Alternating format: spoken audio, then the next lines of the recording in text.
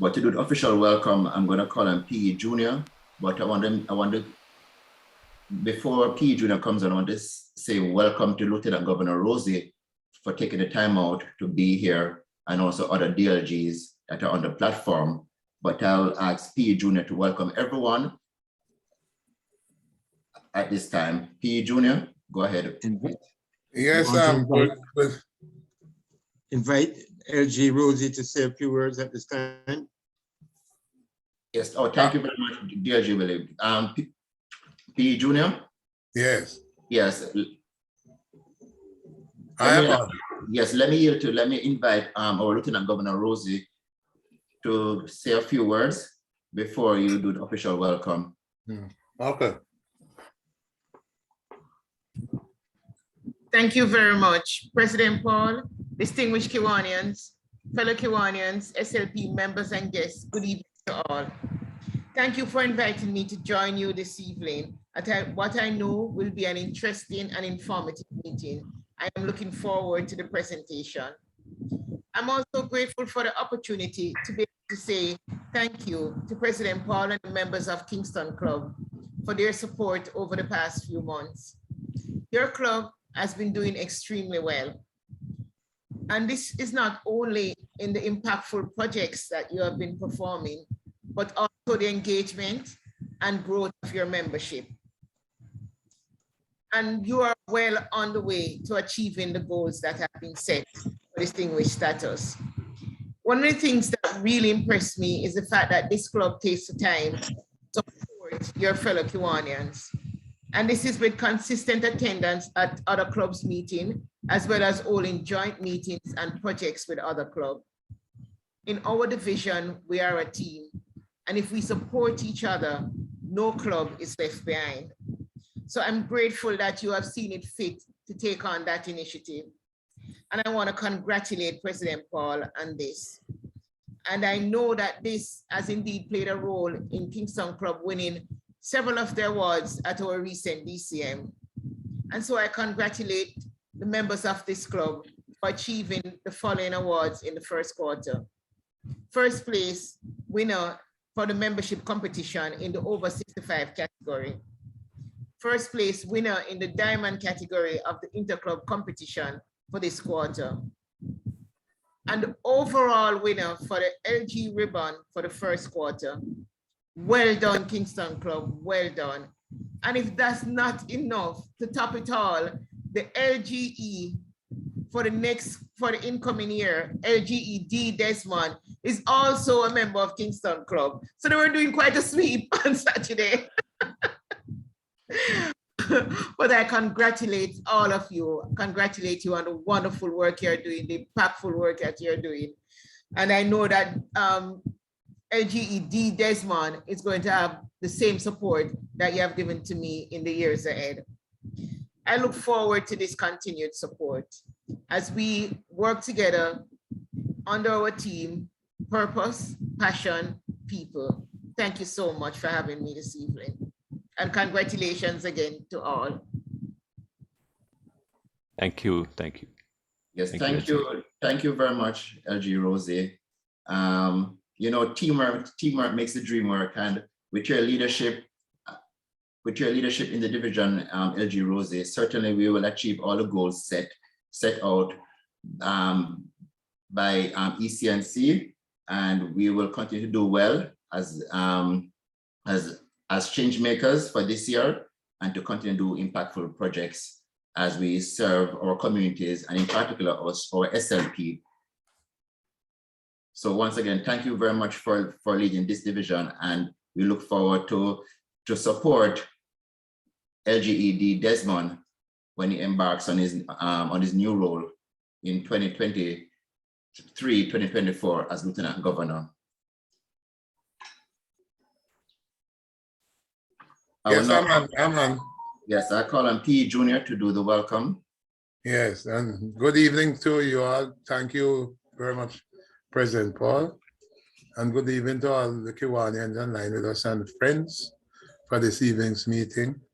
And I can't but say, DLG Rosie, thank you for coming, and thank you for all those kind words. And as you know, we are certainly with you and together, we will do great things in this division. Thank you again for welcome. We have special welcome to our special guest tonight, Mr. Oshane Grant, Gender and Development Studies Specialist at the University of West Indies. He will be discussing with us tonight Beyond the Boundaries, investigating gender participation in sports. Without further ado, I'll just get onto the clubs and ask you to bring greetings from your club and tell us how many members are in your delegation tonight. And we'll start with those clubs from outside of Jamaica. Those clubs outside of Jamaica, would you like to bring greetings? Would like to bring greetings now? Clubs from outside of Jamaica.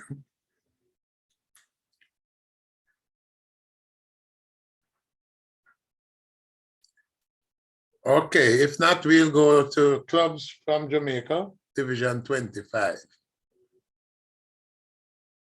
Division 25, those clubs that would like to bring greeting at this point in time. 25, Division 25.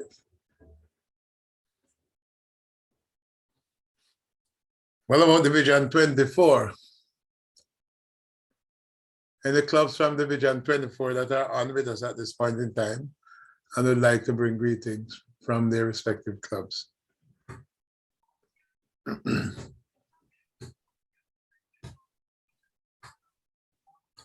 If not, we'll move to Division 23 and we'll start with Division 23 West. Good evening, P. Junior.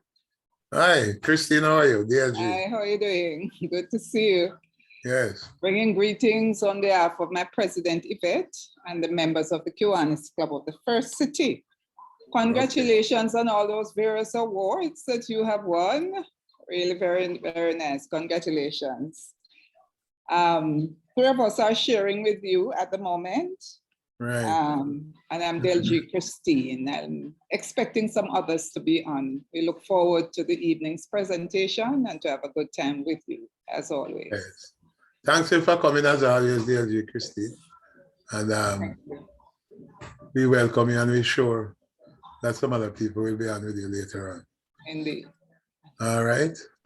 Division 23 West.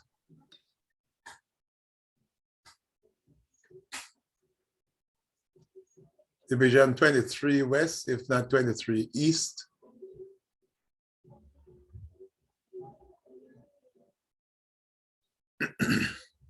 Division 23 East. If not, we move to our own Division 23 Central. Good evening, P. Junior. Yes. Good evening to you. Bring you warm greetings. Dudley, the great Dudley. That's right, sir. Correct.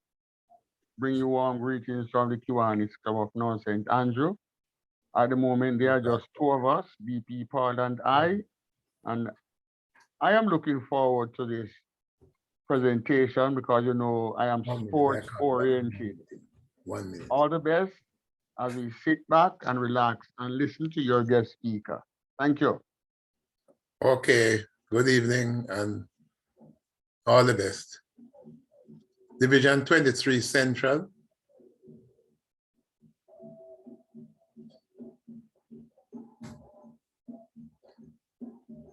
Can I cover a short list tonight? Division 23 Central. If not, we'll move to those other Kiwanians that are online with us tonight. Other Kiwanians on the platform with us tonight would like to bring greetings. President-elect Junior. Yes. I'm at the moment representing Man of many hats.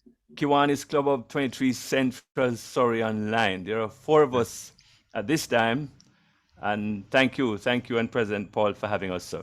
When you get to the SLPs, there's a newly formed key club sponsored by the Kiwanis Club of 23 Central Surrey Online. That's Morant Bay High School Key Club. So I'm not sure if they're on, but I invited them. But I'll see what happens when you get to that part of the introduction. Thank you, sir. Okay, Thank you. Thank you for coming and to represent. Division 23 Central. Oh, I was on those other clubs, right? Those non-Kiwanians that are on with us, prospective Kiwanians, would they like to bring greetings at this point?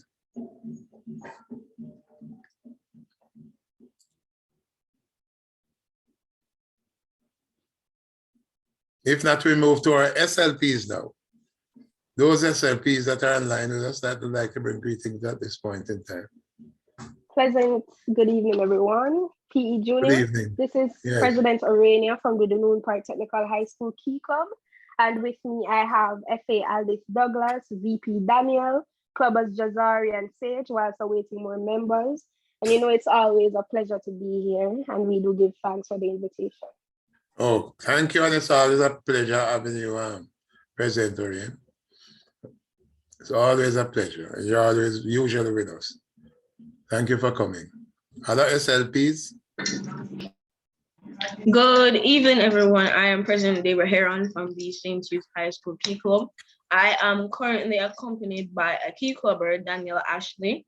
I wish for you guys a great meeting, and I must say congratulations on the numerous awards received. Very happy to, you know, see accomplishments that you guys have made. Yes. Thank you, President Deborah. We are very happy to have you with us as well, and your other members. SLPs, other SLPs? Other SLPs online?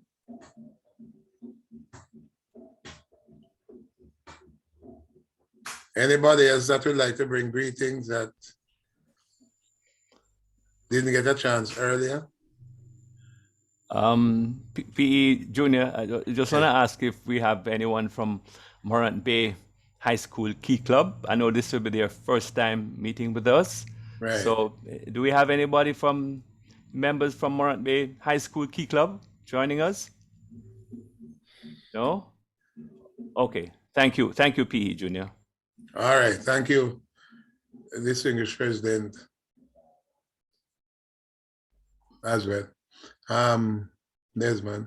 Let us then, we'll pass over back to President Paul to continue the proceedings if there are no other persons who like to bring greetings at this time. President Paul, your time. Yes, thank you very much, PE Junior. Yes, I want to welcome, I see distinguished President Richard online and Director Warren. Welcome, sir. Good to see you this evening. And also DLG Stan. Oh, You're welcome, DLG Stan. thank you, President. I have two apologies. PDT Ross will be a bit late, and our chairman, Kiwanian, Dr. Andrew, is off the island. Did you receive any apologies, Secretary DLG Willie? Yes, received a lead apology from Treasurer Orville Lewis. Okay, thank you very much. I have no birthdays or anniversaries for this week, but let me invite anyone among us this evening that is celebrating or any special occasion. At this time, you are allowed to open your mic and let us know what are your birthdays or anniversaries. Anyone celebrating any special occasion this week?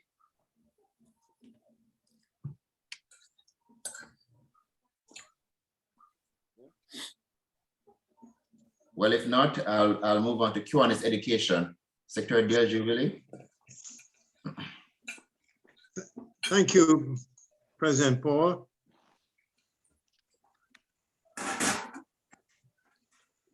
Fellow Kiwanians, at the beginning of the year, we projected to bring in at least 10 new members for the year. So far, we have inducted 6. 4 to go. We do have, however, 2 current prospects who we will start to guide towards fulfilling the membership guidelines and hopefully induct them in April. However, against this background and the fact that we have a number of new Kiwanians in the club at this, I thought we would speak about admission to membership for Kiwanis education. This is taken from Article 4 of the Standard Form for Club bylaws. Tonight's it says, Section 1, prospective active members shall be considered for election to membership by invitation only, or by transfer from an active Kiwanis club under the following procedures. Each proposal for membership shall be submitted by a member of this club to the secretary or the Committee on Membership Growth and Education, which proposal shall bear the signature of the proposer and the endorsement of at least 1 additional club member, both of whom shall be members in good standing. All proposals for membership shall be submitted to the board for consideration. Each proposal for transfer may be submitted by a member of an active Kiwanis club directly to the board of directors for the purpose of changing club membership. Transfers must be requested within 6 months of discontinuing active attendance in the original club. That has subsequently changed, as you can now have dual membership. At a meeting of the board of directors at which a quorum is present, members shall be elected and transfers accepted by a majority vote of those present. Upon favorable action by the board of directors, the new and transferred members shall be notified personally concerning the action of the board, and the membership induction fee shall be then secured. The official admission into club membership shall be the date the foregoing requirements are completed, and that date shall be reported to Kiwanis International. Section 2, honorary members, as you're aware, we currently have 7 honorary members, shall be elected by a majority vote of the entire board of directors at the beginning of each administrative year. Section 3, a member may resign from this club provided that such members' indebtedness to the club has been paid. The resignation shall be submitted in writing to the board of directors and shall become effective when accepted by the board. Thank you. I trust that we all learned something new this evening. Over to you, President Paul.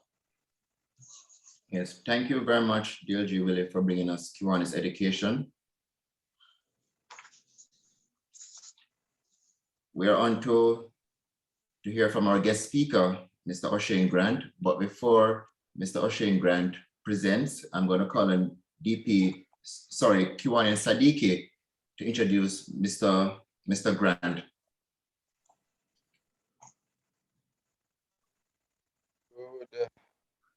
Good evening, everyone. Yes, good evening. Oshane Grant is a graduate of the St. Elizabeth Technical High School, where he was head boy. At 30, he held numerous leadership posts, where he served on many different committees and service clubs. At the University of the West Indies, he served as Vice President of the Gender Society, External Affairs Chairman of Chancellor Hall, Resident Advisor of Games Committee Chairman of the UWI Monagill. Oshane also served as the Guild President. He served as Deputy General Secretary of the People's National Party Youth Organization and as a youth parliamentarian. He is now the chairman of the PNP Gender Commission. Grant holds a double major in history and gender and development studies, as well as a Master of Science in Gender Development Studies. He is currently enrolled at the university, at the UWI, as an Master of Philosophy student. His primary research focus is medical termination and its impact on the Jamaican society. He has written extensively on women in politics and women in sports. Oshane is not only about politics and books, as he also enjoys Scrabble, music, dancing, cooking, and volleyball, which is his claim to fame. Fellow Kiwanians and guests, please help me welcome our special guest, Mr. Oshane Grant. Over to you, Mr. President. Thank you very much, Kiwani and Sadiki. Mr. Grant, do you have shared? Yes, I'm here. Yes. Yes. Good evening, everybody, and thanks for having me. Let me say thanks for the invitation. My mentor, Professor John Lindo, sent me a WhatsApp message, and he was asking who I could get to do this for him. And I said, as my mentor, you know you don't rate me. And he said to me, sorry, old boy, first thing I should have said is, can you do it? And I believe I can. And when I log on just now and I saw the participant, I remembered my very first day going to FSLT Interfaculty Lecture Theatre, and I wrote on the board. I got there before every student, and I wrote the lesson on the board. We're going to start, we're going to finish, and then I went and I sat in where the students were supposed to be sitting. I was a bit nervous because I was like, this is traumatizing. And then the first person that walked into the room could be my parent, my father, could be my father, and I was like, am I really going to tell this man something that he doesn't already know? I tried my very best to not have to look on him, and then I almost felt intimidated again this evening. I saw the body, and I was like, come on, no, Grant, you should be above and over those things by now. So my passion is sport. I love sports. I played at the highest level. I played for the national volleyball team. I much love politics. Everybody asks me why gender and why my passion for gender. It's a belief that I have that when elected as a member of parliament for my country, I'm going to be an effective legislator because I'm going to ensure that we have proper gender mainstreaming. When I had conversation with Mr. Spence about the topic, and he said, let us frame it, I decided that we should work with beyond boundaries, investigating gender participation in sports. And why beyond boundaries? CLR James' work, Beyond a Boundary, came to mind. And I considered moving off ropes and what it means to operate within boundaries. And we have always set boundaries within our society for persons to operate in. But at the same time, we have always been champions of moving those ropes, extending it. And for some persons, they say, too much freedom, let's pull in the reins a bit. So that is the thinking behind of it. Because at the same time, when we look on participation, we want to ensure that there are rules governing participation. And while we need to also ensure that those rules are not trying to discriminate or marginalize any group of people. And at the same time, when we try to give inclusivity and inclusion, we're not at the same time disadvantaging anybody. The first time I really considered gender in sports was probably about 2013. I started flirting this notion of muscular Christianity and what it means. We'll get to that in a bit. But we're at the grand old conversation of women's participation in sports. Again, this deep concern in our society. So as always, the conversation goes into the realm of not protecting women's rights, but has moved along the lines of highlighting the strength of men and how much stronger men are in comparison to women. When the conversation of fairness and equity comes about in the conversation today, everyone draws a conclusion that women are at a great disadvantage because they are of the weaker sex, competing against transgendered women and cisgendered women. Now you might be thinking at this moment that I don't believe that there is any truth whatsoever to this argument. That is not the case. My fear is that having the conversation this way will bring us to the starting point that feminist movements have long fought for, to have equality amongst the sexes. To argue in 2022 that women are weaker and should not be competing against transgender women and cisgender women is the wrong approach. Wrong approach to that, we'll see people making stupid claims once more that biologically speaking, women are weaker. Women are the weaker sex. I may apologize for the coughing. It's not COVID I have. That's the first thing. All right. I've always had this terrible cough, and then COVID came, and I stopped coughing. And by the time they open back the country again, we start cough again. So I need to work. I'll talk to my more science-based friends and ask them what's the problem with all of that. Before we go any further, there are some things that we must clear up. What's the difference between sex? What's the difference between gender? So firstly, gender is not sex, and sometimes we like to use the terms interchangeably. They're different things. Gender is fluid. It represents learned attitudes and behaviors that characterize people as men or women. Gender has become the most popular topic in the sociology of sport during the 1990s, and it's very, very relevant today as we look on how transgendered people are participating and is it fair. This is because more sociologists have begun to realize that it is important to explain why sports have traditionally been defined as men's activities, why half the world's population has traditionally been excluded or discouraged from participating in many sports, how sports influence people's ideas about masculinity and femininity, and why the topic of sexual orientation and sport is so controversial. And one of the reasons we're having is because of how we consider Caster Semenya looks like a man long before the court arbitration of sport decided that, hey, we're going to look at her, that she's a man, because we say, yo, she's tough. So those notions about masculinity and femininity and what femininity should look like have always been central to our conversations. And in the early days, when they considered that this girl had an advantage, it wasn't a case of them doing a sex test. It was more along putting them in a room with some men who would look on them and to say, hey, based on your genitalia, you're a woman or you're the man.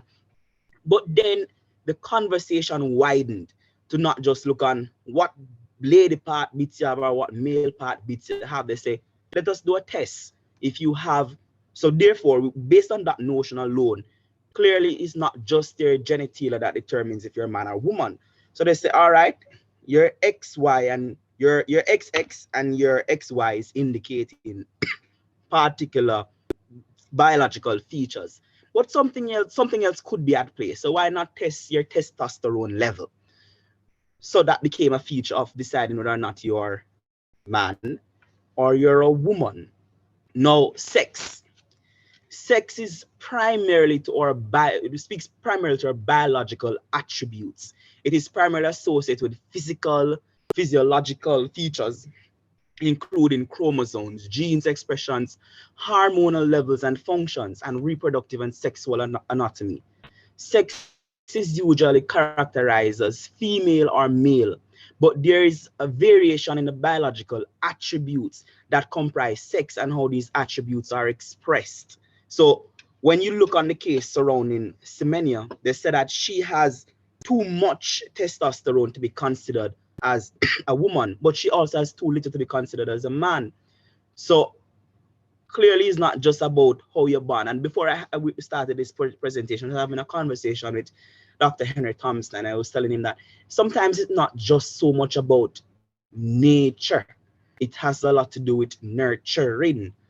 But she was born that way. She is not a transgendered person, very different things. In so doing, there are particular things that we must understand before we start get into the policy frameworks as to how we'll go about deciding whether or not a transgendered person should be. And when we talk about transgender, our only concern is transgendered women participating against women. We are not heavily concerned with transgendered men participation. So we need to, so it's not our concern is really and truly about the women's femininity, about women's bodies. And some people would argue that at least for once in our society, we're thinking about women's rights, but are they really? Transgender is associated with, in many ways, that transgender identities can be different from the sex they were assigned at birth. There are a lot of different terms transgender people use to describe themselves. However, the main terms that build the conversation is masculinity and what does it mean to be a man. All right, so maybe Spencer's view of becoming a man is that you have to have plenty money. You have to tall like Michael Phelps. You have to have plenty muscles. Somebody else, if you have masculinity, maybe constructed around their level of education, the number of girls you have. There are different ways to construct masculinity, and based on how you constructed masculinity, you can arrive at a destination in deciding whether or not somebody is too masculine. And is having masculine traits a bad thing? Is possessing feminine traits a bad thing, even though it goes against the biological part that persons are looking at? According to Kimmel, masculinity in this view is not a constant universal essence, but rather, sorry, a never changing fluid ensemble of meanings and behaviors that very dramatically, thus we speak of masculinities in recognition of different definitions of manhood that we construct. Femininity. Femininity is a set of attributes, behaviors, and roles generally associated with girls and women, and it can change over time. That notion of change and something happening over time is the big part of this conversation. Some persons are of the view that if you're going through your teenage years and you identify as a boy, then when you get to adulthood, then that is your identity, because your development would have already given you the masculine traits that would give you a competitive advantage, without us actually realizing that people can change. But change also means not just for the person, but for our rules to also evolve. And involving those rules, it might not necessarily mean that you're changing them to allow Leah to participate in swimming. It could be that you're changing them to allow her to participate, but not with women. But you're going to create a category for her to participate in. Because what we don't want to do is we don't want to create transphobia. And you don't want to create an environment as well that the very same women that we are giving participation and inclusion to are now being marginalized in their very own discipline. Getting them on the stage, getting them on the track in the first place to participate was a struggle for them.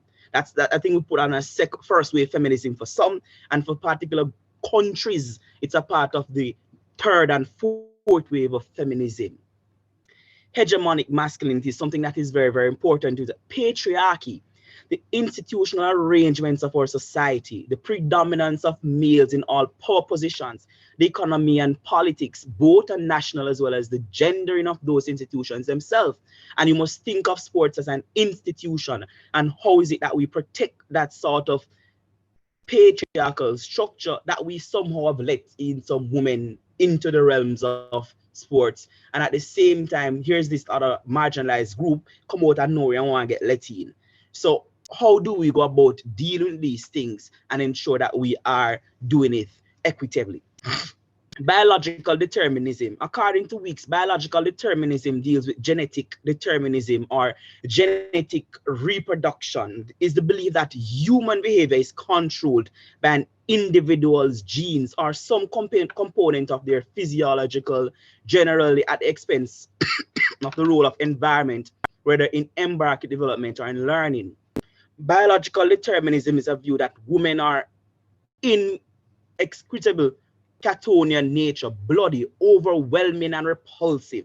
Sexism, on the other hand, is a system that reinforces unequal power dynamics between male and females. And reason why it's important to mention that is that when you listen to the conversation, we're automatically saying that they are going to be at an advantage because man did already build stronger than woman, and women are the lesser sex. So you find out we go about in this sort of roundabout way. You don't see persons coming to the table and saying, I think it's unfair for her to be in the pool because she should be competing against persons with the same structures like her. What we find also is that we have some biases taking place.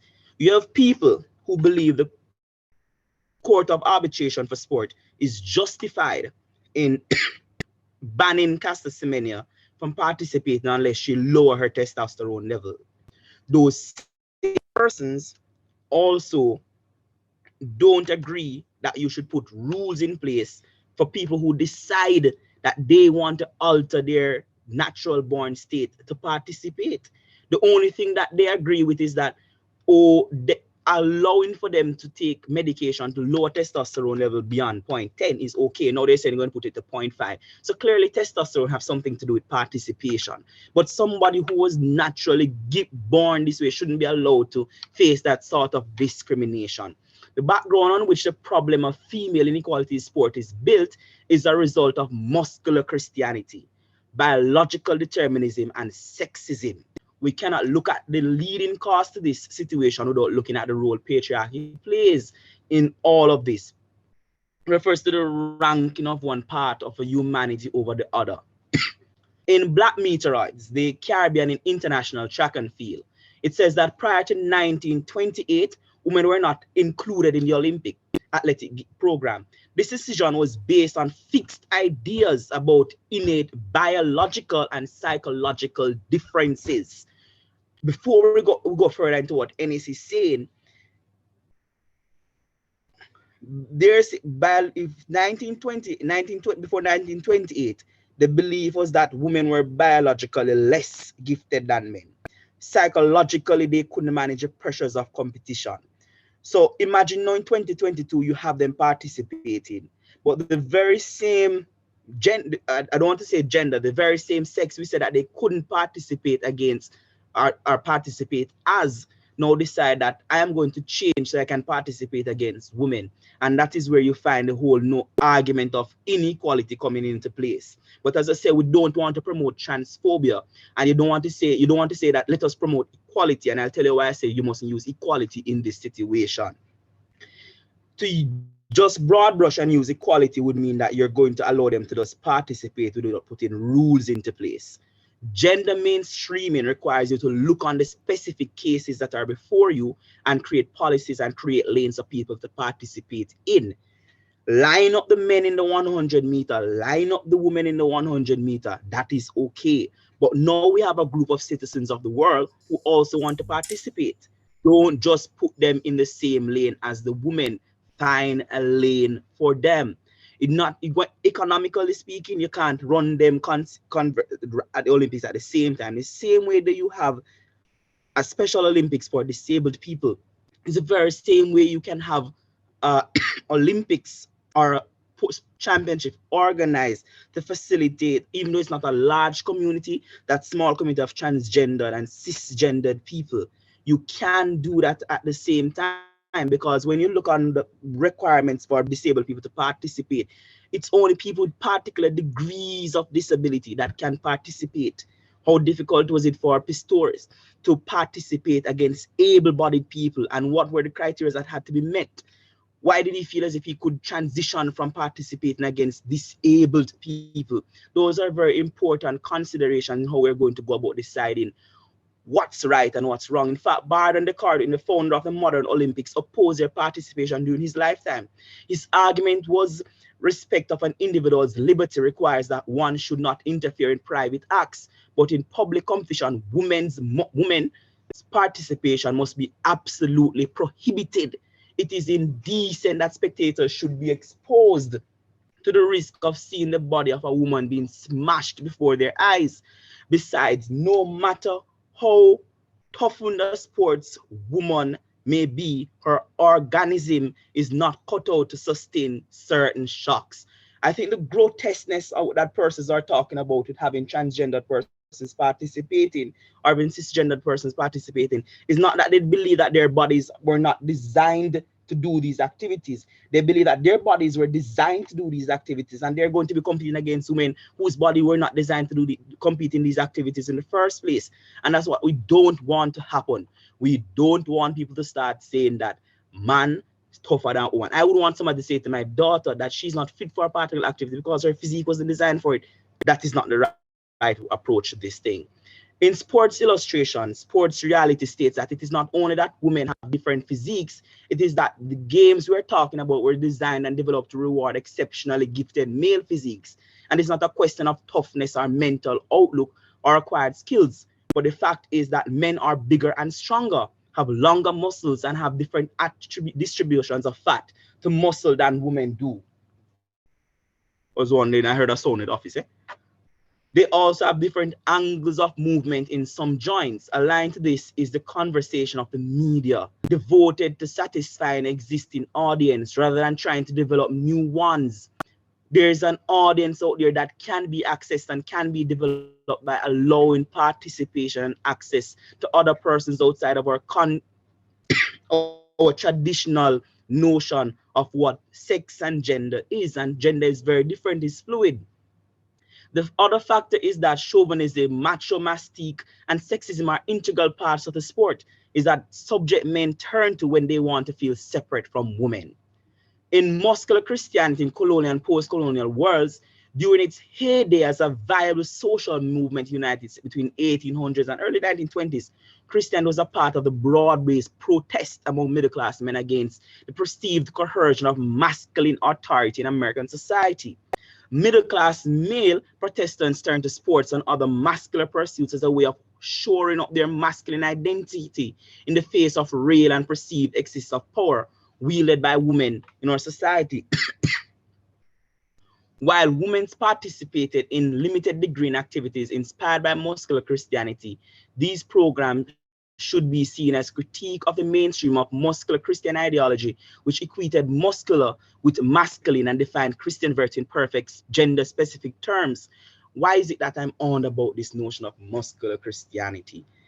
If you look at how our traditional schools are structured and how education was meant to function, the 4 R's, reading, writing, arithmetic, and then we included religion.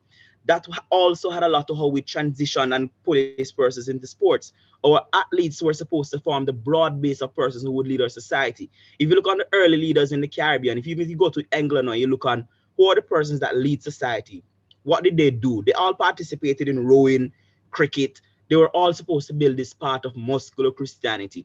But then we allowed women to participate. How is it that this participation should be measured and controlled? It's all about controlling and having measures. And that's why I say we need to look on the boundaries. I'm not saying that we mustn't have limitations. We mustn't put things in place. What I'm saying is that we must ensure that at all times we are knowing that society evolves and society changes, and you must have fluidity. And in so doing, you must put things in place. According to Beasley and Hobbes, in sports, a contemporary society, traditional sex role expectations have encouraged females to be passive, gently, delicate, and submissive. These cultural expectation clashes with those traits often associated with sports, such as assertiveness, competitiveness, physical endurance, ruggedness, and dominance.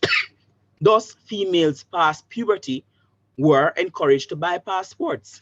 And that's the reason why if you look at like Pierce Morgan's view on transgendered people, he will tell you that if they're going to transition, they should do it before puberty. But there's also another school of thought.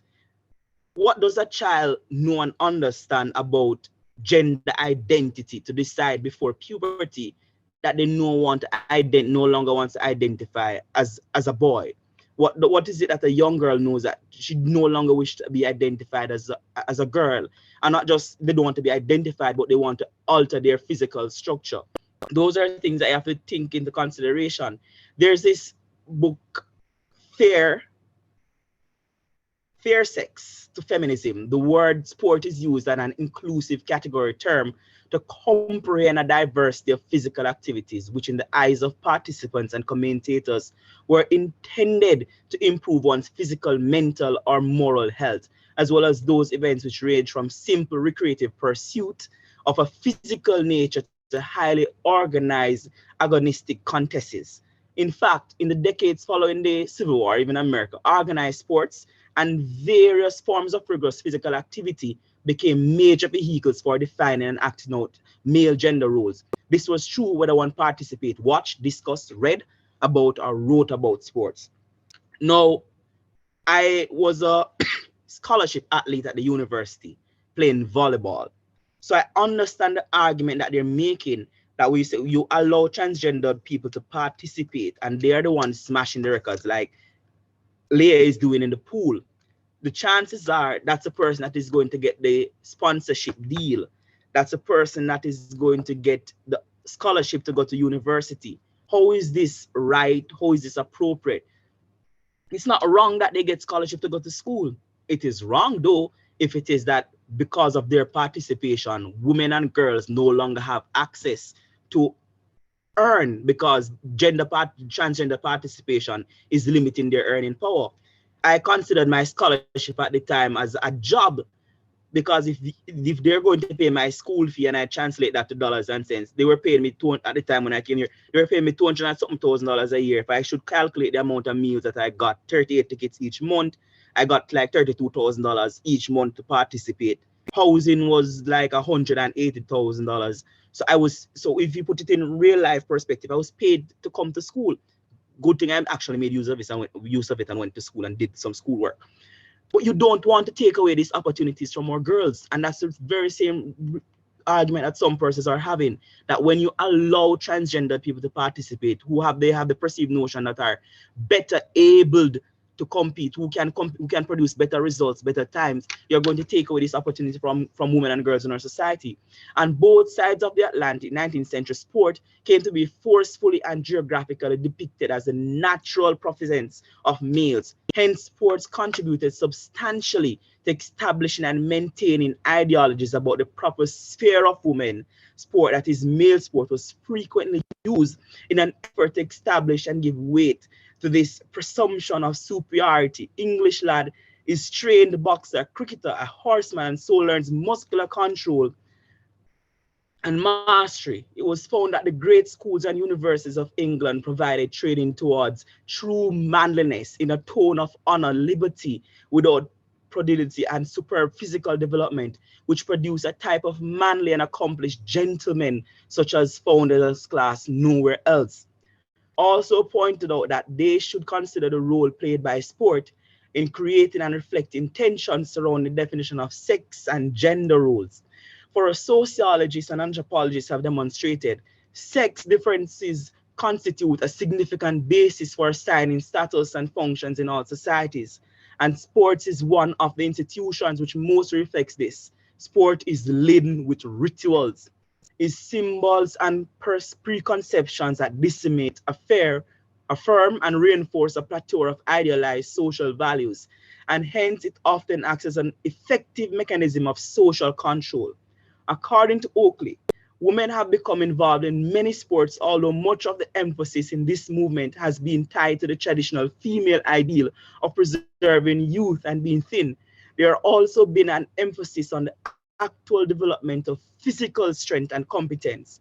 Scurton 1987 goes further to say that many young men thrive on their collective rugby club experience. Women too need a space for collective physical experiences while rejecting and challenging the competitive macho values, which is something that we are all supporting. And when I had a conversation with Mr. Spence, he pointed out that it is he himself can't understand and want to understand why is it that we are low? Why is it that this is being allowed to happen? But I think one of the problems of our society is that out of fear of wanting to call a spade a spade, out of fear of wanting to say you're shunning somebody, and we're not promoting discrimination or marginalization of any cause, we haven't taken the time that is needed to properly ventilate the situation to ensure that people, at the same time we're trying to give equality across the board and access to all. The slogan for the university for some while was access, alignment, and agility. In wanting to give access, in wanting to give alignment, in wanting to be agile so that the world seems inclusive to all, we are at the same time subjugating a particular set of persons within our society. And that is the fear. And that's the reason why I can't help but to reinforce the great need and importance for us to ensure that we properly mainstream policies so that when we're doing these things, we're thinking about how the person that we're putting to compete against is going to be affected, and the person who is joining is going to be affected. Because I kid you not, the person who is getting the access is also facing mental abuse, is also facing psychological abuse, and some are very fearful of physical abuse. And because we must take these things into consideration, we must take into consideration how we allow persons to participate. People express their gender identities in many different ways. Some people use their dress, behavior, and mannerisms to live as the gender they feel is right for them. Some people take hormones and may have surgery to change their body so it matches their gender identity. Somebody said that allowing transgendered people to participate in sports is like allowing doping, like what existed in Eastern Germany and the Soviet Union at the time, where there was this, like, doping was normalized. To allow them to participate is to allow doping in women's sport. That is one argument that is positioned. How true it is that when you allow for somebody to participate because they have to lower their testosterone level, you're not allowing them to dope in order to participate. How true it is that when you allow somebody to increase their hormonal level, you're not allowing them to dope. If you follow the story of that football, I'm not a fan of Messi. My baller is Zinedine Zidane, but him stopped play a long time. But if you follow Messi and you looked on his development and tell you, oh, he had it so difficult as a boy, he had to take hormones, he was allowed to dope. Why was that okay? Why was it permitted? Why is particular doping arrangements acceptable? Why are particular arrangements to improve muscle growth, to improve reaction, not acceptable? Some transgender people reject the traditional understanding of gender as divided between just male and female. So they identify just as transgendered or genderqueer, gender fluid, or something else. Some experts say inclusion and competitive fairness conflict as leaders consider how to regulate the athletic participation of transgendered women. And earlier, it was very clear that I support the People's National Party. So I'm very left, and I think I'm more left than the current PNP. I'm also very left in a number of my thinking a bit. So I listen to the Labour Party a lot in England, and Nandi, who could have almost become the leader of opposition in 2019, was asked about transgendered people and how they should participate, and she refused, well, according to Pace, to give a straight answer as to whether or not yes or no they should participate. But she lamented the fact that we don't want to create a space where we're saying that they shouldn't participate. What we should be having a conversation about is how do we allow them to participate? Don't just say to somebody, the door is shut and you can't come in. Explain to people, how am I going to allow you to participate? For me, I thought about the economics of it. It got cost too much money to allow them to participate in the same Olympics. So me, I look on the dollars and cents part of it. I figured if by age 14, 13, you haven't already transitioned, you have to stay in that lane. If you want to participate against women. But at the same time, I'm torn. Why? I've always advocated on the premise that everybody should be given equality of access. I've always advocated on the point that women are marginalized in society, and as such, we should mainstream them specifically, just in the same way I believe people are marginalized because of their disabilities, because of their age, because of their class, and to take those things into consideration. But in thinking about this, I'm like, do I really want to put somebody who says I'm transitioning, who's transgender, to participate against women or to participate against men, as a matter of fact? And then because of my training at the same time, I don't think I should say particular things because I don't want people to think that I'm discriminating against anybody. But I'm not. Really and truly, all I want to do is for us to have a society where we have fairness. And there's this little crate that people use at times. So they say, in order for you to have equity, don't worry, I want to wrap up my door. They say, in order for you to have equity, you have to give somebody who is tall a smaller box and somebody who is short 3 boxes to stand on. And when I thought about this presentation, I said, no, at this particular time, that is like me agreeing that if you lower your testosterone level, then it's okay for you to participate. And if I'm saying it's okay for you to just participate, I'm not supporting equality. So we must find that bridge. While scientific and societal views of sex and gender identity have changed significantly in recent decades, a vexing questions persist regarding athletes who transition from male to female to balance in exclusivity. Now, there's an article that I did some time ago that looked specifically at Casa Semene's situation. It's on my, but I don't want to touch my phone. Just before I was supposed to start this presentation, I got a very disturbing call that an uncle I had in coma popped out. So I've put the phone aside so I'll ignore that bit of information, Caster Semenya, just so you know that I don't believe she should be forced to take drugs to lower her natural ability, her natural advantage. I don't think because she looks, and I'll say it as Jamaicans would say it, she look tough or she sound like a man, so she looks at, and then they'll say walk like a duck, quack like a duck, then it's a duck. That sort of thinking has no place in modern society. It has no place in 21st century society.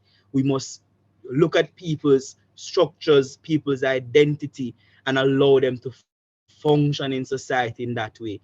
Don't force somebody into a cage. Allow people to be free, allow people to be who they are. And thanks, guys, for having me. I'll take the questions. Thank, thank you, Oshane. There are a lot of issues that can come from what you've been saying. The last one I was wondering though, let me ask you this: how, why the whole question about the transgenders and or people who identify, I had a little difficulty coming to terms with what that means to identify as a male or identify, you know, but let me ask you this. People could choose to identify as a woman. I mean, let's say a male could choose to identify as a woman because Mm-hmm. it would make them more competitive and therefore they Advantageous. would get the resultant um, rewards. Now, how do you, That, I mean, is that that's not, that wouldn't be fair if that's the reason for doing it. that is that is also true because there are persons who are of the view that a number of these people are transitioning because they want the accolades, they get the titles, they get the money, they get the endorsements. But none Right. of them have said they are doing it for that reason. But because we know that humans can be devious, that's why you don't allow. I don't think you should allow them to just participate against women. I don't think it's a simple matter of lowering your testosterone level. The reason why it can't be such a simple matter of lowering your testosterone level, we remember at first they decided that you just need to show your genitalia to decide whether which sex you participated against, and then they decided that it can't just be a simple thing of which genitalia you have. It has to do with your levels of chromosome. So if I should low, if Caster Semenya should low, let us not use Caster Semenya transgender conversation because that's a mistake that some persons often make. You have to put them, you have to create a race for them. You have to create a race that if they want all that money and all that accolades, all that attention and all that glory, there's this poem heads high, they carried him home. If they want to be carried on shoulders across the platform, then we as policymakers should ensure that you create policies to put policies in place that allow for them to participate. That's the only way it's going to be it's going to be fair. Because at the end of the day, I heard somebody saying, if you allow Usain Bolt gets up tomorrow morning and decide he wants to run the women 100-meter, and after a year he has been identified as a, what do you think would happen? The draw another comparison. The 150 ranked female player in tennis would beat the number one ranked woman in tennis. And for that very reason, they can't understand the transgender conversation, which is not entirely true. There's this huge tennis game that happened way before my time in '70s, I think. Billie Jean, and I don't remember the name of that Bobby chauvinistic fella. I Riggs. not remember it right Bobby now. You, Bobby Riggs. yes, Bobby. Hmm. So I'm not sure if I agree with the argument that the best man in a sport can't beat will automatically, or the one of the worst man that would beat the best woman in any sport. I don't agree with that basis for that very reason. What we should be arguing is that how is it that we don't marginalize people? How is it that we don't become transphobic within society? Well, that's what we should worry about. Do we get any questions from the rest of the floor? I don't see any hands up in the chat. Yes, Okay, comments. okay. Sorry Go about that. ahead. Go ahead, Julia. I was about to say Comrade Oshane. What was that? No, I was about to say Comrade Oshane. Yeah, Go yeah. ahead. Yeah. The thing is, wrong. Oh, I Go accept the ahead. title. I accept it. Let me say something. We won't go there tonight. Yes, but listening to you, let me tell you, as I just react to say, boy, you just mix me up now because I understand what you're saying clearly, right? Because with the women, if you put these transgender people against them, they're going to be unfair for the women. Now, you made the point, which I agree with, that is going to be expensive. And you also made the point that's a very small number of these people. So how, and I established already that the gender, men and women, how can we do this to create a fairness for the transgender and at the same time, for example, at the same time create fairness for what we know as men and women? Because it seems so difficult. And I understand exactly what you're saying. All right. So firstly, yeah, I see you smiling. Sport is not. I'm trying to balance all the different things that is happening. Sex is very different. So sports traditionally is structured along the lines of sex and not gender. Gender, right. And because we have not identified that life goes beyond sex and you have to consider gender, how do you then account for this and allow for participation? So people are at a crossroad, and Kimberly Crenshaw speaks about institutional marginalization. She talks about intersectionality. When you have everybody coming together at a crossroads, how is it that you then transition people? How is it that you then decide who goes left, who goes right, what is working for somebody, what is working against somebody? And because we're at a place in our society where people are now at a crossroad and we need to decide how is it that we're going to disperse persons at this crossroad, we must then decide that we're going to take a policy position. You talk about the money bit of it. That could also be a possible way out of all of this. Why is it that we don't have cricket being played at the Olympics? Is it because the rest of the world don't play cricket? It's a come down to dollars and cents. How many countries actually play? How many countries actually test rank? Can 2020 be played? No. The time span that you look at, is it the 100 format that they played the other day that needs to be explored? There are a number of ways to allow participation. And unless we have the ability to look on the fact that people are going to be treated differently based on how they end up at the crossroad, we'll never move forward. You look at Robert Frost's work, Road Not Taken. Now we have people that want to travel the same road that women are on. Is it fair that they use the same footpath? They need to get to the destination. They need to get to the finishing line. But guess what? We are going to cut for you not a lane in the same race that is taking place right here. Because we do identify that you need to participate. But we are going to set up a track for you. Thank you. I'm not just hearing make a comment. I'm sorry. Yeah, yes. Who is it who wants to make a comment? Go ahead. Oh yes, it's me here, Mark.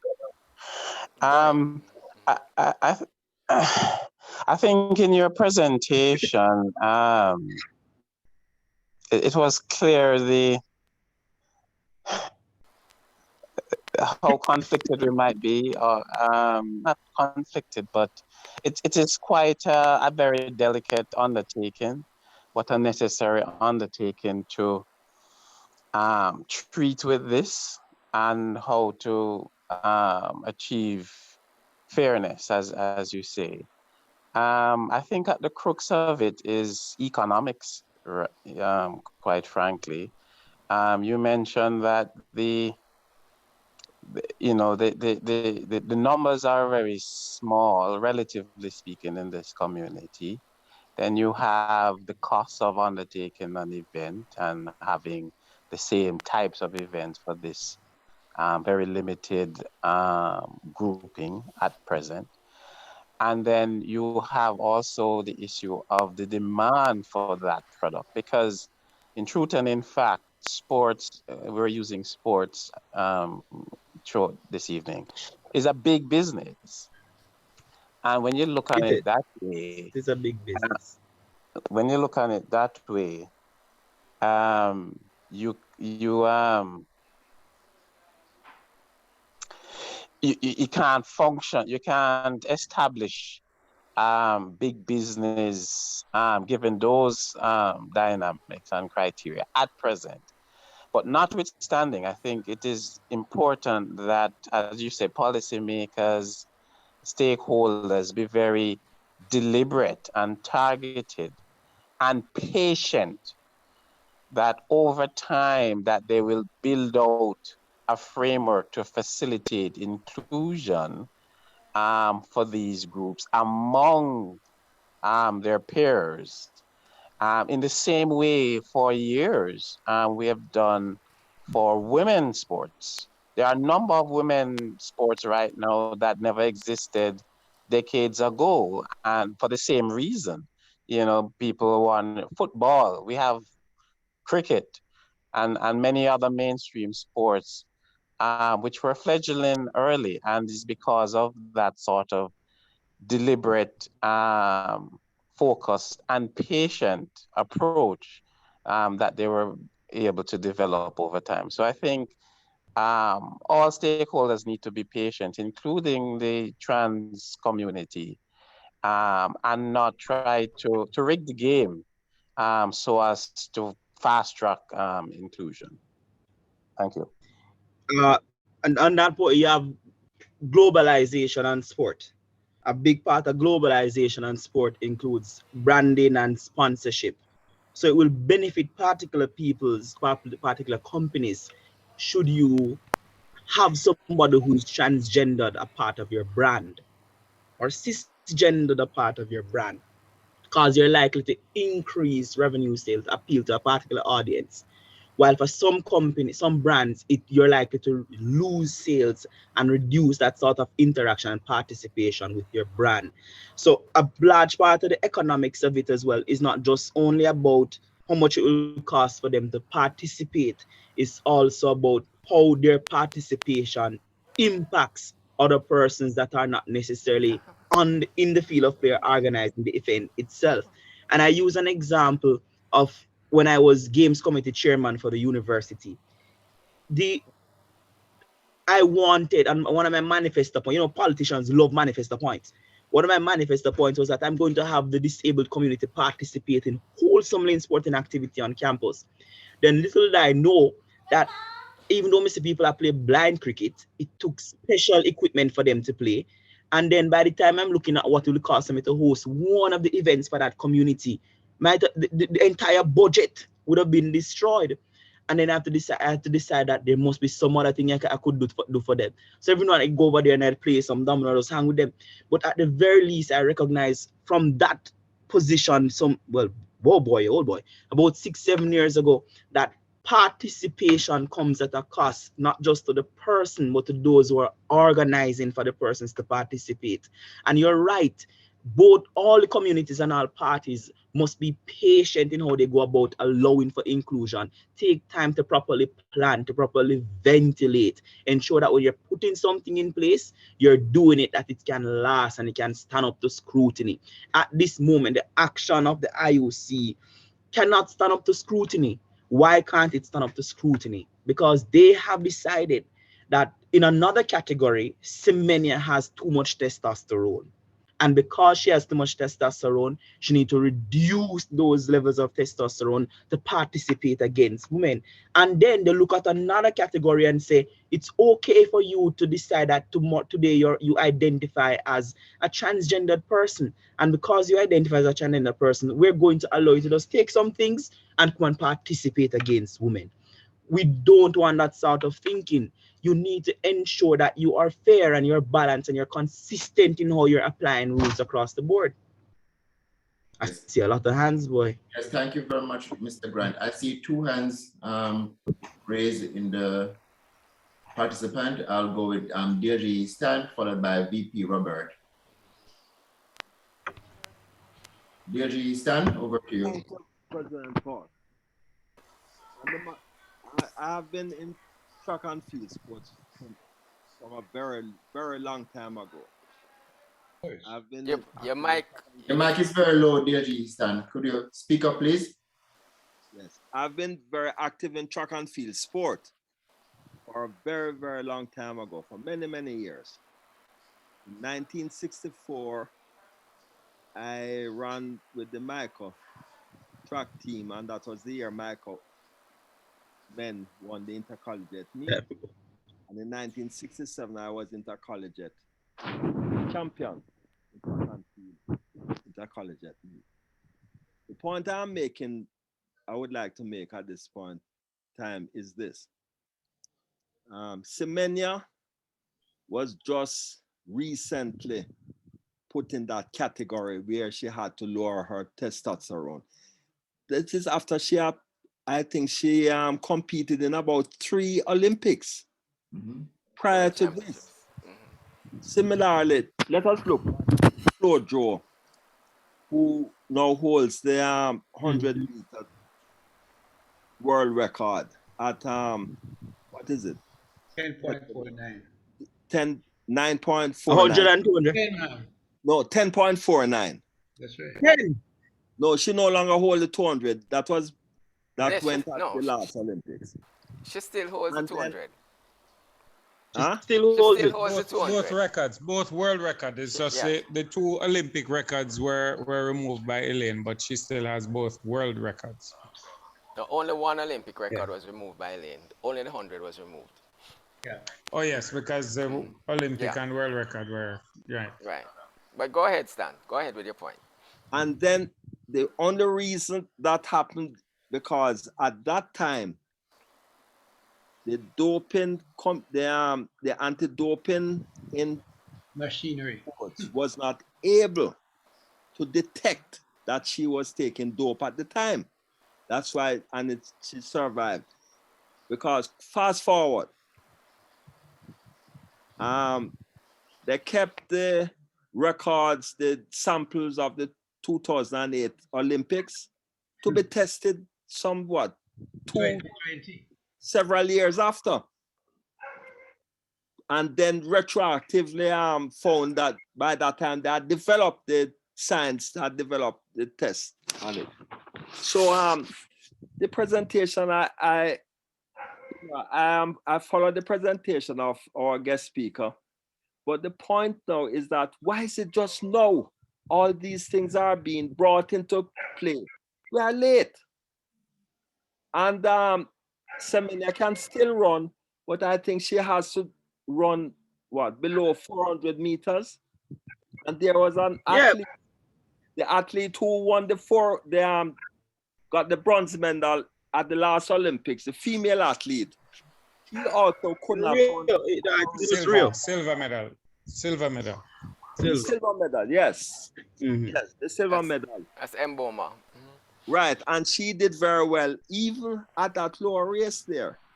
So I think we're going up the wrong tree with this, and I don't know where we're going with it. That's a comment. So I know it was not so much a question, but more of a comment.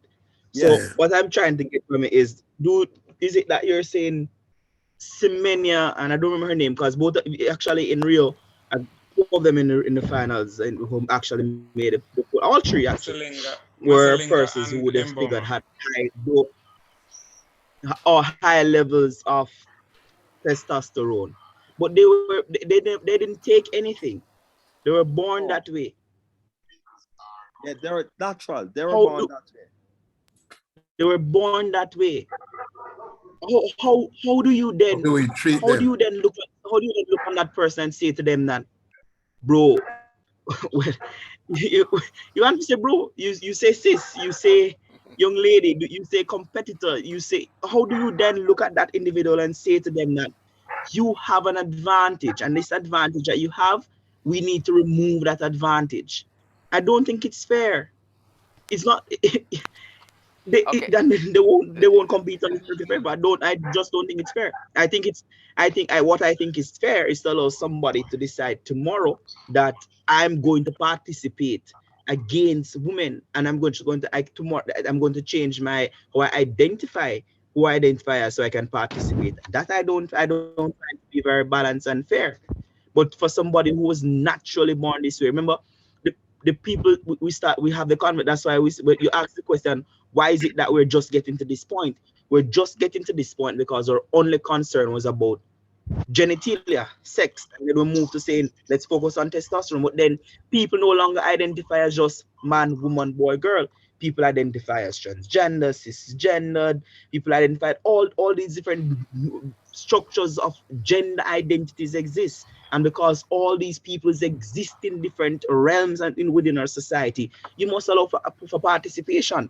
But as I mentioned before, when you're allowing for participation, you must be conscious as to how you're going about fostering that participation. Yes, thank you very much, Mr. Grant. I'll take the last question. Robert. Robert Thomas.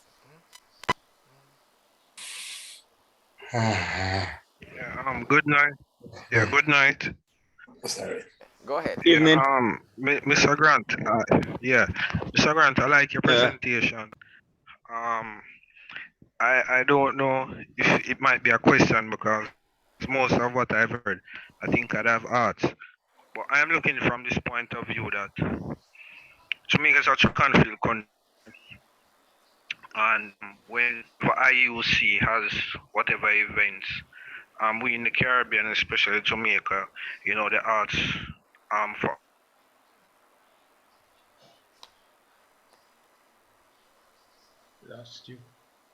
Lost you. VP Robert, we lost you. Could you type your question in the chat, please? Let me get in one thing just before, since he dropped I think out. Africans they might say that they have transgender Olympics. How would that affect Jamaica if it actually bears fruit, where they actually say they look up past gender and sex and say this is something that we might try with the people, and if it works, they make a bag of money because, as you say, my favorite sport, football, is a big business. Track and field is a big business. Sponsorship, is a big business. So I was just looking at from that point of view that might be not this Olympics, but might see in the future, why don't we put these people together and see what the world says? So that's just my point. I think they look on the dollars and cents bit of it, to think whether or not it can be done that way. I know that, especially I think most of the red states, for instance, in the US, have already put things in place to bar participation. When you mentioned Jamaica, there is a Jamaican athlete, I don't remember, who actually tested for high levels of testosterone. So Jamaica is not so far removed from the conversation. It's just one of those things that probably the only persons who we know of that have transitioned. And people say there's a race component to it as well. The persons who are testing for high testosterone level are Black women. The persons that are transitioning from becoming men to and identifying as women and participating at that level are white men.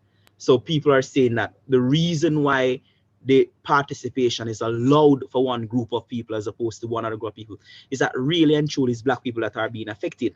But that is something that I haven't explored as yet. I'm actually planning next week to look into it. But they said if you look across the board, look on the examples that are being used, the persons that are becoming transgender and participating and beating up these women record are white people who perceive to have high levels of testosterone and can't participate and forced to take supplements to reduce their levels are Black people. Yeah, so what does that mean for Jamaica? Does it therefore then mean that Karen Stewart should have been subjected to those sort of tests? Who's to say that she wasn't subjected to that sort of rigorous testing as well? So we have to be very careful. So while you want to protect your domain, and that's one of the very important thing that came on this presentation. We have always, as men, wanted to protect our domain and what we consider to be ours, our socially owned goods, and we want to protect it from intrusion on outsiders. While we aim to protect and maintain the standards that we enjoy for the activities that we love, we need to ensure that in protecting and maintaining those standards, we are not at the same time pushing people away and marginalizing and discriminating people. You say that Jamaica is a track and field country. Well, in the 70s, people disagree, though Jamaica was a cricketing country at that time. But every now and again, West Indies give us a shock like they did over this series. But it's England. They always can beat England in the region. But beyond that, we're going to get beaten everywhere else. But that's a different conversation. Yes, thank you. Thank you very much, Mr. Grant, for All that right. very awesome He said presentation. Jamaica is a cricketing country. Jamaica was never, West Indies was a cricketing country. Jamaica has always been. Yeah, we had a great. It's not Jamaica. And then people argue that there are different moments that Jamaica had a great deal of persons in the West Indies team, and then there are a great deal of persons from Antigua, then from Trinidad and Guyana.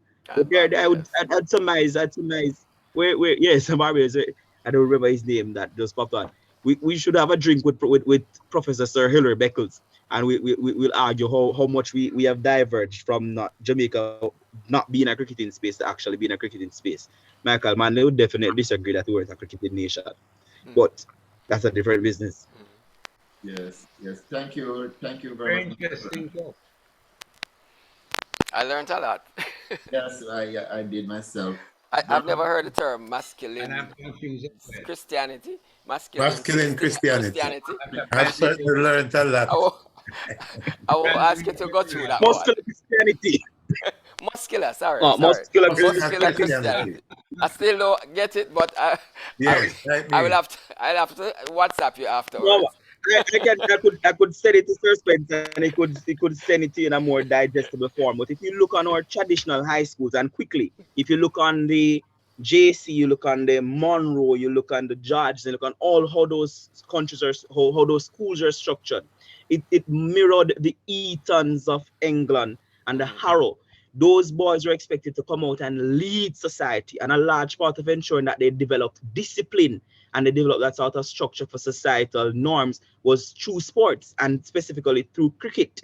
So the rudiments, and then they said, if you want to create the ideal gentleman to lead society, then if you look on all the persons who led from early in our society, all of them play cricket. And you look at who are the persons that lead our society now, a great deal of them attended these institutions that were built on these structures of creating the ideal man. And in creating the ideal man, outside of just saying reading, writing, arithmetic, and then they included religion, what's the best way to give them control and to ensure that they can dominate and at the same time learn gentleness while dominating is through sports. But it's a larger play and larger conversation, but has evolved that most times is the only person who are stuck in academics who really know those little. We'll explore that. Okay, thank you. Excellent. That is why they said cricket is a sport Gentleman's of game. kings. Yeah. And it's a Gentleman's game. It's a gentleman's sport. Like racehorse thing. Yes. Yes. Yeah. They say rugby is for gentlemen and football is for rowdies. Okay, gonna call on the vote of thanks, President. Yes, thank you very much. Interesting. Very interesting. Yes, I'm going to call on DP Chris to do the vote of thanks. Thank you, President Paul, fellow Kiwanians, visitors, guests. Good evening. Good evening. I, like many others here, found the presentation highly interesting. And so I must thank Mr. Grant for the great research which he has been doing on this and the presentation and the sharing of information which has taken place. But personally, let me admit that I don't know if I'm any clearer now than I was before in terms of where I'm going. All right, because at the end here, I am saying, well, it seems as if we now will have to have some strict definition of what constitutes a man. Then I have to have some strict definition of what constitutes a woman. And if you can't fit into one of those categories, you're now into this other category, right, of neither man or woman. And then when we get into that category, we know we have to decide, are you in that category because of some drugs or so that you have taken to change, or were you born naturally, with in terms of how you were born and what your makeup, which puts you into that category. And so all of this, is telling us that, a lot of work has to be done and will have to be done, because we know that the trans people, the numbers are growing, and so we cannot ignore them going forward as a country and as a world, because we have to find a way, some sort of way to include them in our activities. And you say, well, everything costs money. If you have a third category of persons now at the Olympics, it's big monies and all of those things. But I take the point that they have to be included. They can't just be ignored. And we must find a way to go forward in terms of having some way for these persons to be able to interact with us, interact with the rest of society, and not feel that they are a marginalized group. I heard you talk about a Special Olympics for transgender people, and you may say, well, let's have a Special Olympics for these transgenders. I don't know. The powers that be would need to have to carefully analyze all of that. But beyond even sports, as we go forward, we have to think of other wider societal effects. I mean, one of the things that people part of the argument was that, okay, so you have bathroom facilities, man, woman. Which one this person use? Right? Are we not gonna have a third bathroom which says transgender?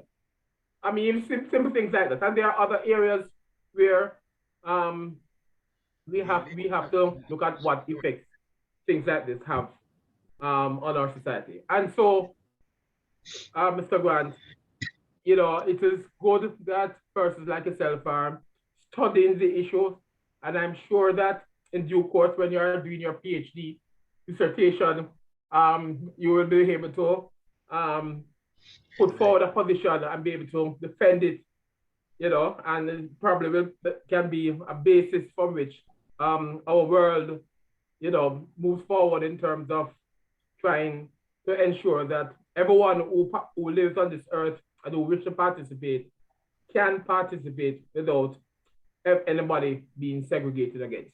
So let me, on behalf of President Paul and the members of the Kiwanis Club of Kingston, thank you most heartily for your presentation here this evening. And so that you remember the occasion when you're here, we have for you a certificate of recognition, which we hope and which we will get delivered to you in due course, and which we hope you will display permanently on a wall in your office or otherwise, where it will be seen that you certainly addressed the Kiwanis Club of Kingston on the 29th day of March, 2022. Thank you very much, sir. Thanks for having me as well. Good evening, everyone. Yes, good evening. And thank you very much, Mr. Grant, for being here. Yeah. May I ask for a motion of extension of 10 minutes so that we can continue with our program? So moved. Second. Thank you very much, dear Jubilee and DP Earl. We'll now have the Sergeant at Arms, and I call on DP Earl Spencer. Good evening, everybody. When we're thinking about the disabilities and the various confusions, I can recall being told about a domino game where I well, a visually impaired domino player was playing with a able-bodied person. And when they won the game, he says, "You're lucky I didn't have my partner with me." So you see, there are pairs of blind people who some seeing people can't beat. Anyway, I was trying to count at one stage if the men outweighed the women, but you know, with all the names in these modern days, you can't be sure that you saw. I mean, you can't be sure. And there, even in that year, you have like a mix-up. Anyway, I have a little story for you guys. And I find it's about 3 years old it is, but it's the first I was really seeing it. About this guy who went to the doctor's office one morning complaining of a terrible backache. The doctor examined him and said, "What happened to your back?" He says, "Well, I work in a local club, nightclub, and this morning I went to my apartment early and heard noise in my bedroom. On entering, I knew someone had been with my wife, and the balcony door was open. I rushed out of the balcony door and didn't find anyone. As I looked down from the balcony, I saw a man running out, and he was dressing himself. I was very angry. I grabbed the fridge and threw it at him. It was very heavy. That's how I strained my back. Later that day, a second patient came to the same doctor's office, and he looked as if he had been in a car wreck. The doctor said, "My previous patient looked bad, but you look terrible. What the hell happened to you?" "Well, I've been unemployed for a while now. Today was the first day at my new job, and I forgot to set my alarm, and I was late. I was running out of the building getting dressed at the same time, and you won't believe it, but I was hit by a fridge. I don't know how and where this fridge fell on me. Before closing hours now, the third patient comes, and he looks like he was punished in hell. The doctor is shocked. He says, "What the hell happened to you?" "Well, it started like this. I was in a fridge."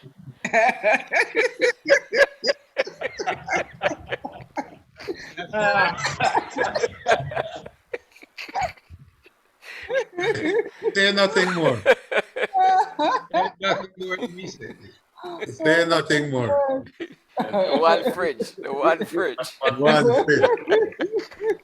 Thank you very much. We now have our notices and announcements and interclub opportunities. Thank you, President Paul. That was a good one, DPR. Thank you, sir. I don't think anybody gets shocked for this one.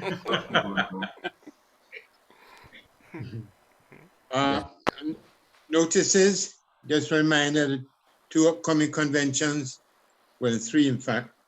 The All Island Convention has been held at Grand Bahia Hotel. That's from July 30th to August 1. There is a triple occupancy, double and single occupancy. There is main events is on July 31, which there is a 1-day pass, which is $70. Anybody who's interested in going down for 1 day on the Sunday, 31st of July, get in touch with President-elect Junior, who is arranging transportation to go down. District convention is in Fredericton, that's Nova Scotia, from the 19th of August to the 21st of August. So registration is now open, and fee is Canadian $200, and the host hotel is the Delta. In respect to notices, interclubbing opportunities, we have 2. Tomorrow we have a choice. We can go to New Kingston, which starts at 6 o'clock, and there is a 2-club meeting with Trafalgar and Cyber Connect, and that is at 6:30. And on Thursday, North St. Andrew meets at 6:30. President Paul, those are the notices and interclubbing opportunities for this week. Thank you. Yes, thank you. Thank you very much, dear Jubilee. I'm going to call on DP Stewart to give us a thought for the week. Yes, President Paul, 1 second, let me just fix this.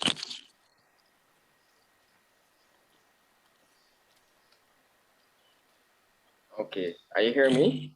Yes, we're in a clearly DP Stewart. Okay, I have two short ones.